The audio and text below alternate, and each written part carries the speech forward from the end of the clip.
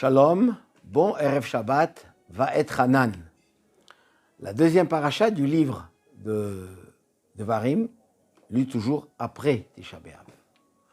Et là, Moshe Rabbeinu relate encore une fois, à la suite de la paracha précédente, des lois de la Torah qui ont été données dans le désert. Et notamment, les Aseret HaDibrot, les 10 commandements.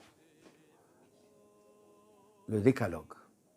Mais avant cela, il dit le terme Kol Gadol Velo Yassaf. Une grande voix, Velo Yassaf. Ce mot Yassaf, qui veut dire ajouter, veut dire aussi arrêter, a plusieurs significations. Et parmi elles, c'est que le son de Dieu au mont Sinaï n'avait pas d'écho. Ce qui n'est pas naturel. Dans le désert, il y a une grande voix, il y a un écho. C'est pas que la voix était faible, très forte, c'est marqué Kol Gadol. Et pourquoi il n'y avait pas d'écho? Parce que Dieu a fait un miracle que cette voix n'avait pas. Et pourquoi ce miracle? Au contraire, Dieu ne fait pas des miracles pour rien. Ici, la notion qu'il n'y ait pas d'écho est fondamentale dans le principe même du don de la Torah. C'est quoi l'écho? L'écho, c'est quand il y a une voix, un son qui frappe sur un mur, sur quelque chose, et qui retourne, qui revient parce qu'il a heurté quelque chose qui s'oppose, qui ne laisse pas ce son pénétrer, qui ne laisse pas cette onde, elle rebondit.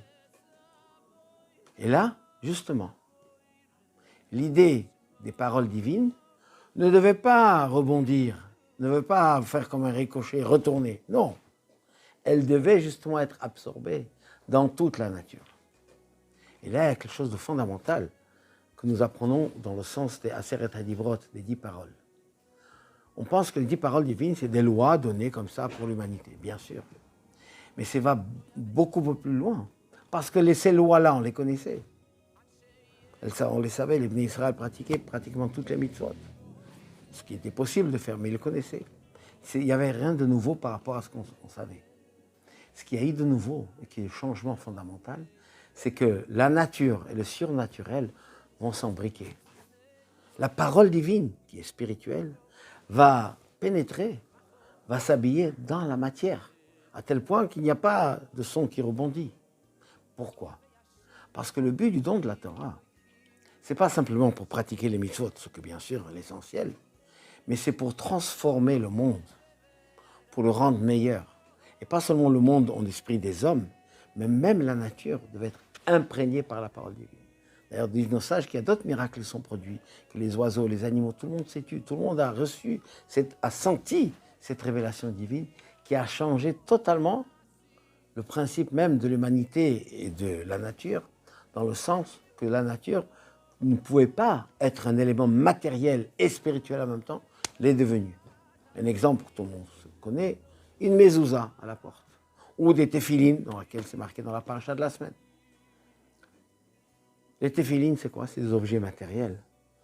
Du parchemin, une peau d'un animal, écrit avec de l'encre fabriquée à partir de végétaux, écrit par la main d'un homme, un humain. Mais quand c'est écrit conformément et exactement comme la Torah le définit, ça devient une mezouza. C'est quoi? Un objet sacré qu'on met à la porte et qu'on embrasse. On embrasse quoi? Le parchemin, on embrasse la sainteté divine qui réside dans cette matière. Avant le don de la Torah, ce n'était pas possible que le spirituel et le matériel fusionnent jusqu'à ce qu'un morceau de parchemin devienne un support pour la volonté, la présence divine qui réside dans cette maison et qui fait que cet objet a toutes les significations et toutes les propriétés spirituelles que la Torah nous donne. Et ça, c'est effectivement passé au moment du don de la Torah.